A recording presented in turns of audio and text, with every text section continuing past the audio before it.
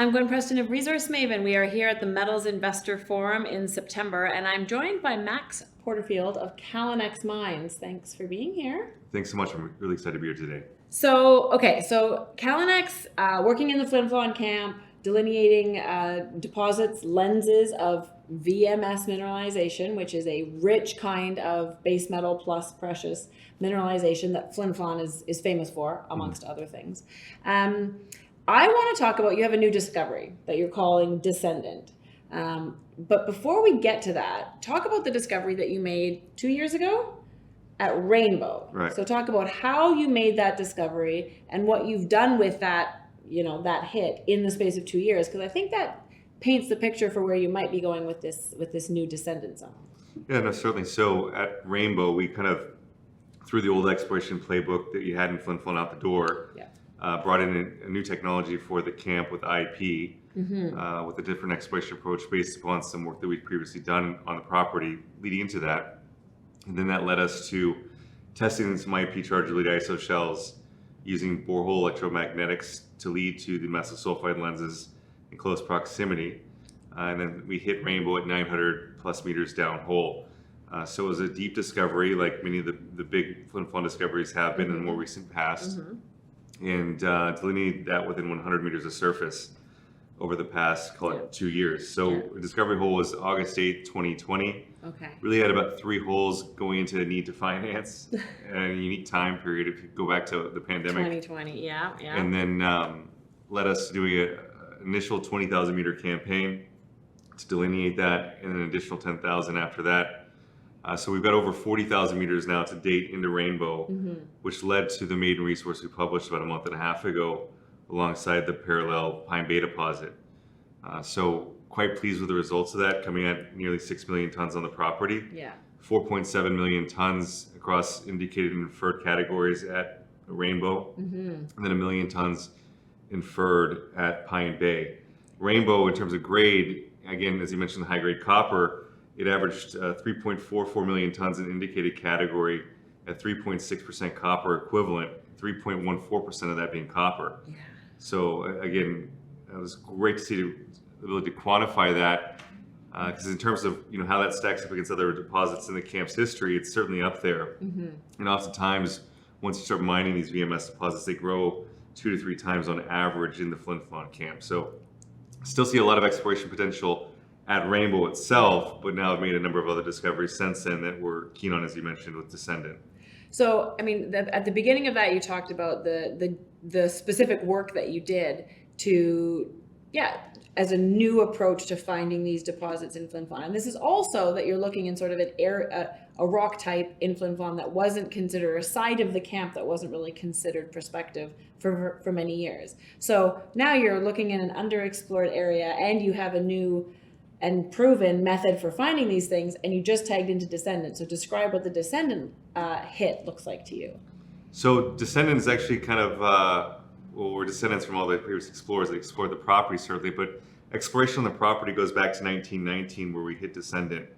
So if you could put in context the Flin Flon camp, right, the original Flin Flon ore body was discovered in 1914. Okay. And actually our predecessor company, Callinex Mines, was the second company to explore that area of the property in 1929. They actually sank a shaft over the Baker Patton area, which is right around Descendant.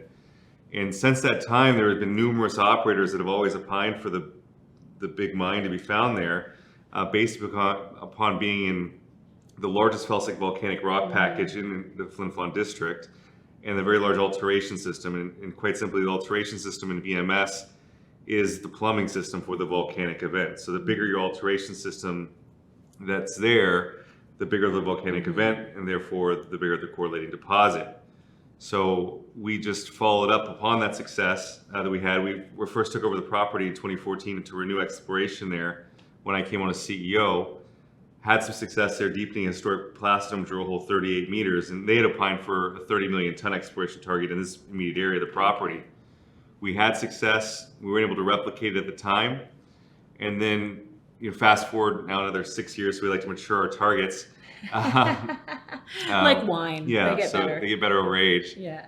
We had the success of Rainbow, understood how Rainbow sat exactly. Relative to a lot of the other mines in Flin Flon's history, and went back to that area of the property and did a 375-meter step out vertically below, and that's where we hit the 27 meters of massive sulfides over that 67-meter interval, which is 4 different lenses. In terms of the grades, we're running between 1.3 to 1.7% copper equivalent, so above cutoff grade. It's a good start, but we're in the more zinc gold rich portion of the VMS system. So there is zonation that occurs with different metal distribution throughout the deposit.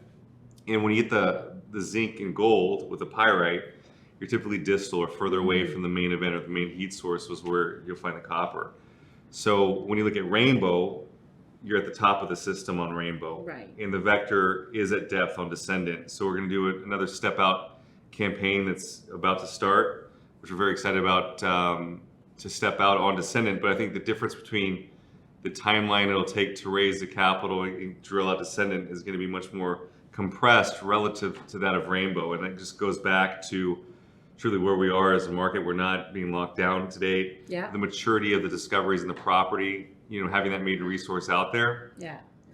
And just knowing what we need to do. Yeah. Yeah. So it's kind of the band getting back together to play the same old song. Oh, your geologist must be very excited about whatever that zone. It sounds technical and maybe to some it sounds unexciting, but that, the zonation and the vectoring, those are exciting days because, you've hit into something, but, the potential for what might be right around the corner, that's exciting. Yeah, no, certainly. I mean, it's like when we hit Rainbow, everybody was looking at one single drill hole, 900 meters down hole. Yeah.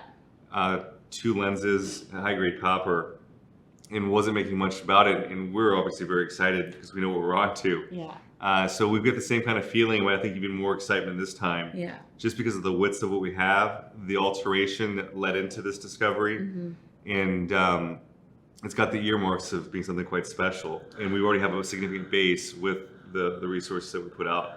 And lastly, you talk about the width. This Descendant is, especially if those 4 zones do end up being 1, 4 lenses end up being 1. Right now, it looks like they might be separated by dikes. We'll see about that. But it looks like it has the potential for scale. Like you say, some of the previous operators there thought that this area had that potential.